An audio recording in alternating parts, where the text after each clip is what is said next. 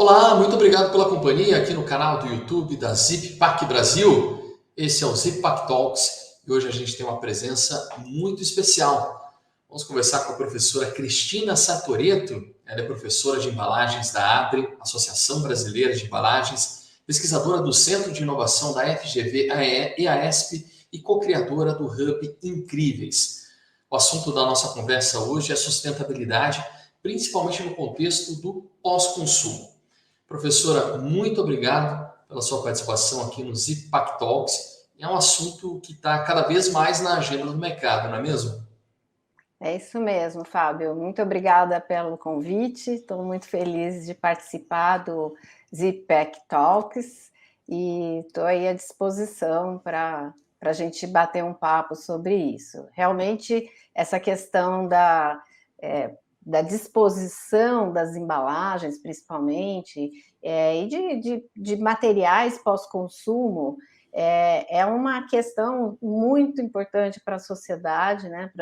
Para a sociedade moderna, de um modo geral, e acho que afeta a todos nós, né, como cidadãos e também participantes do setor industrial, principalmente.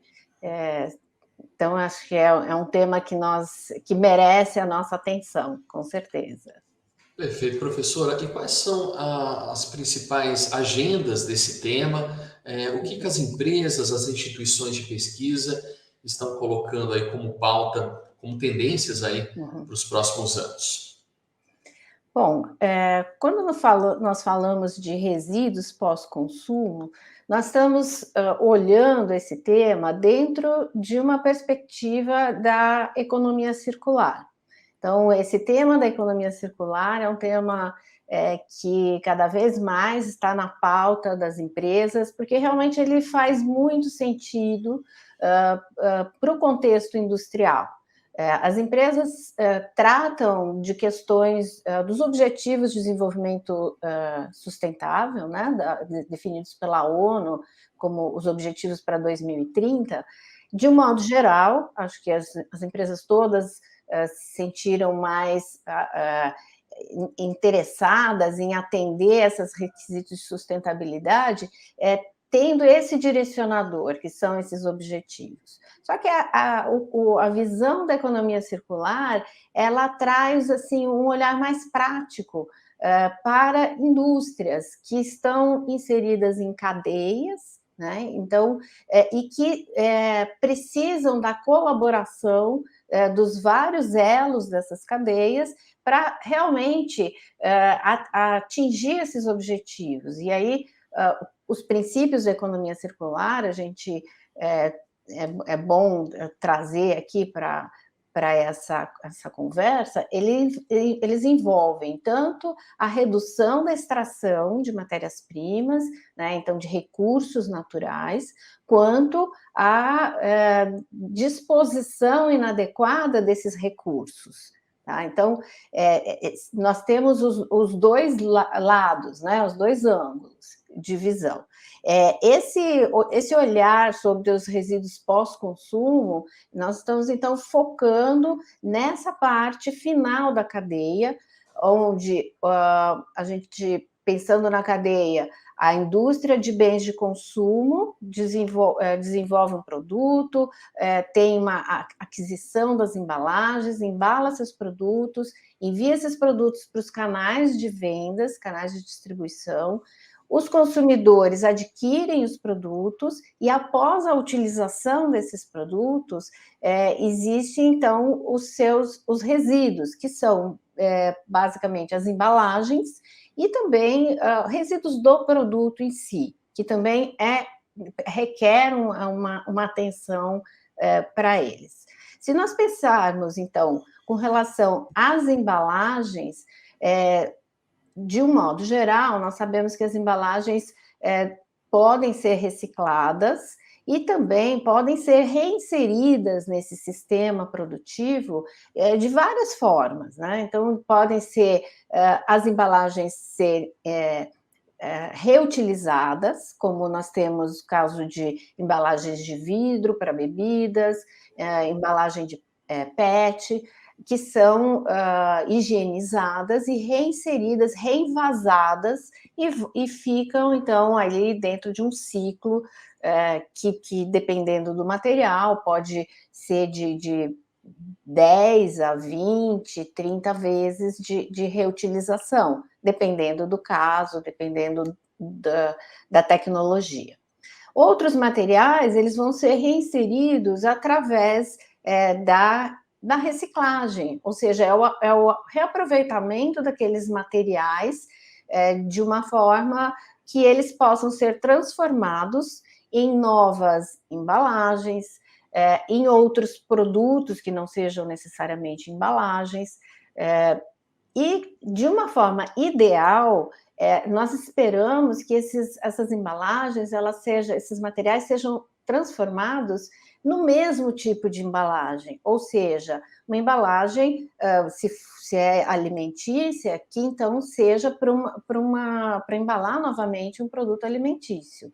Então, hoje no Brasil, nós temos poucos materiais que teriam essa possibilidade, né? Principalmente quando nós pensamos nos materiais plásticos. Tá? Existem também outras formas de reinserir os materiais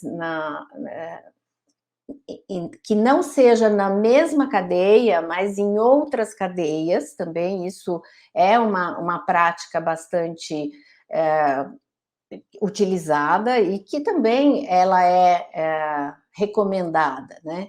Então, as abordagens principais para essa temática, elas são o olhar da logística reversa, quer dizer, fazer com que esses materiais, após o consumo, após terem sido descartadas pelo consumidor, realmente retornem para o sistema produtivo, seja para os fabricantes de embalagem, seja para os próprios fabricantes de bens de consumo.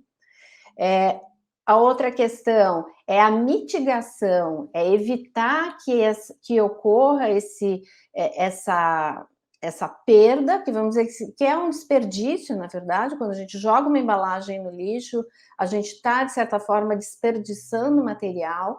Então, pensar em como mitigar isso, né? Como evitar que esse resíduo ele realmente seja desperdiçado, seja pela redução de materiais, então, através de tecnologias, através de uma metodologia e de um planejamento do desenvolvimento em pesquisa e desenvolvimento e inovação. Então, a gente é capaz de pensar embalagens que vão evitar esse desperdício da própria embalagem e dos seus produtos, e também a redução desses materiais. Outras formas também para mitigação é o consumo consciente, quer dizer, não comprar aquilo que você não vai consumir, que não faz, que você de alguma forma vai acabar desperdiçando. Enfim, tem uma série de reflexões e aprendizados, né, que são necessárias à sociedade desenvolver. Professora, e pensando no consumidor final, ele estaria disposto a pagar um pouco mais por isso? Como que você vê em relação à recepção do mercado? Ou não necessariamente o produto final ficaria mais caro? Aí depende realmente do tipo de material, do tipo de tecnologia. O que nós estamos vendo é que as tecnologias que estão avançando nesse sentido, elas cada vez estão ganhando mais escala e, com isso, se tornando mais acessíveis ao consumidor, né? Então, isso é o natural, né? Em toda inovação, em toda tecnologia nova, inicialmente você tem um preço mais elevado e, ao longo do tempo, ele vai se tornando mais acessível. O que nós percebemos é que o consumidor, até por conta das redes sociais, ele está se tornando cada vez mais atento e preocupado com questões ambientais. O que acontece muitas vezes é uma desinformação, informações que não estão as mais adequadas, as corretas, pela disseminação realmente das redes sociais, e temos aí uma facilidade de acesso, né? Então, acho que uma das ações mais importantes que o conjunto de organizações, seja instituições de ensino, de pesquisa e empresas e governo, né, precisaria colocar um esforço realmente grande com relação à educação. Então, a partir do momento que o consumidor entende que aquele recurso que está sendo colocado ali na embalagem, por exemplo, o de refechamento, ou um RFID, ou seja lá qual for a tecnologia que está inserida na embalagem, ela vai trazer esse benefício ambiental, e o consumidor faz parte de todo esse processo, desse contexto, eu acredito que sim, que ele vai pagar mais por isso.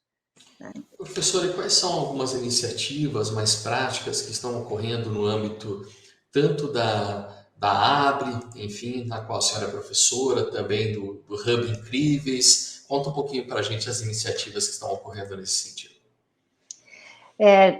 Quando nós pensamos nas embalagens no meio ambiente, quando elas são descartadas de forma inadequada e acabam indo parar em locais inadequados, na verdade, nós estamos considerando que ali nós temos as embalagens todas misturadas, de todos os fabricantes de vários tipos de produtos. Então, são marcas que estão ali numa interação triste, né? Porque estão poluindo o meio ambiente, mas estão todas juntas.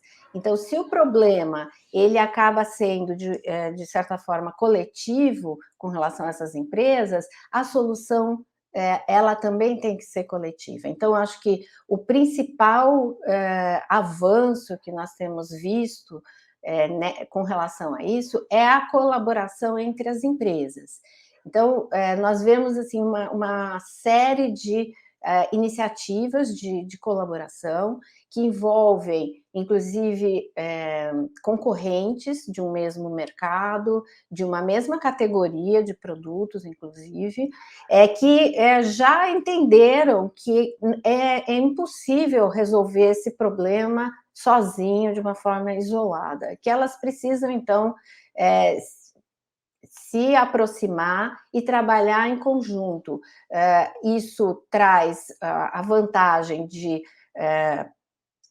concentrar os esforços, inclusive esforços financeiros, de ter um alinhamento estratégico com relação a essas ações que vão ser tomadas e definidas, e assim, com isso, acelerar esse processo. Tanto o processo de diagnóstico dos problemas, quanto o de desenvolvimento de soluções.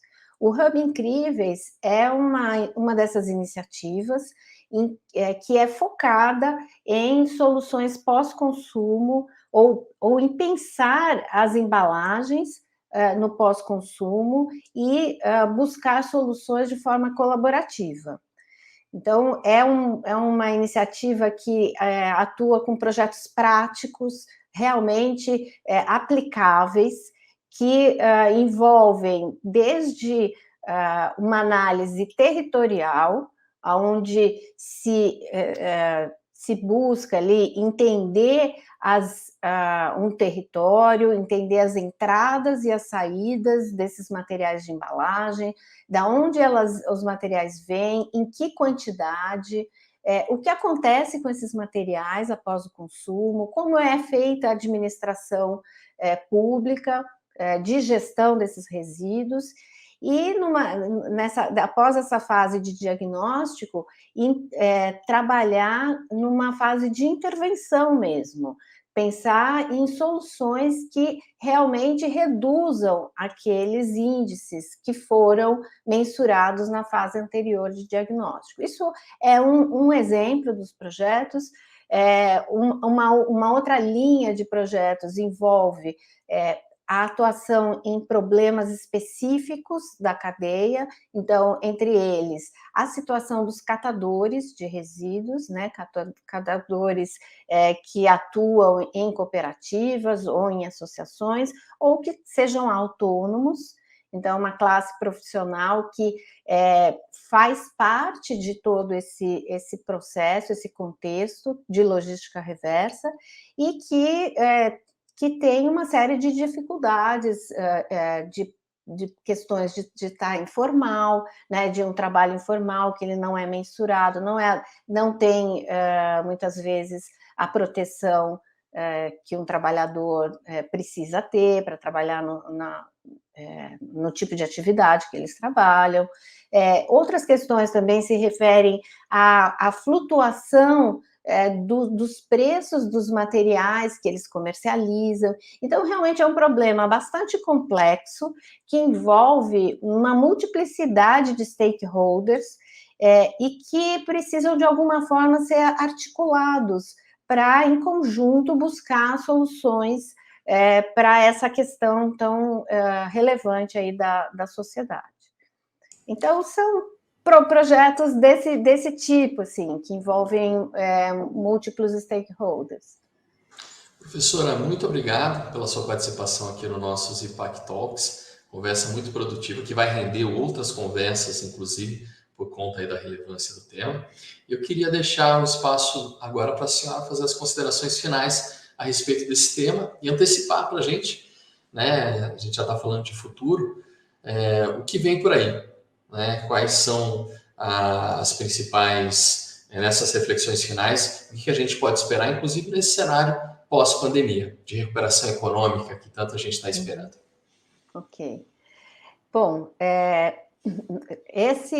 todo esse trabalho, inclusive que a gente desenvolve lá no Centro de Inovação da FGV e a ESP, ele trata justamente dessas conexões entre empresas, instituições de ensino e pesquisa, justamente para buscar aí essas soluções e diagnósticos daquilo que está acontecendo na nossa sociedade. Pela ABRE, nós temos cursos, trabalham aí a questão dos profissionais, o novo profissional que está nas indústrias, nas empresas, buscando fazer o seu desenvolvimento de embalagens, inserindo essas questões de sustentabilidade, principalmente da gestão dos resíduos pós-consumo. Então, essa questão de sustentabilidade, ela veio para ficar, a gente percebe pelas tendências, principalmente com relação à redução de uso, a reflexão da necessidade, muitas vezes, do uso de uma embalagem e de alguns materiais, e também, principalmente, as questões de conveniência e essa nova forma de trabalhar das pessoas, então, trabalhando em casa. Então, o e-commerce é uma tendência muito forte e que requer a nossa atenção e revisão, né, dos nossos estudos, nossos conceitos. Obrigado, professora. Obrigado, professora, pela participação aqui, pela nossa boa conversa nos ZIPAC Talks. Obrigado você também pela sua companhia aqui no canal do YouTube da ZIPAC. Fique sempre de olho nas redes sociais da ZIPAC Brasil, que a gente vai voltar com mais novidades para você. Obrigado pela companhia e até a próxima. Obrigada.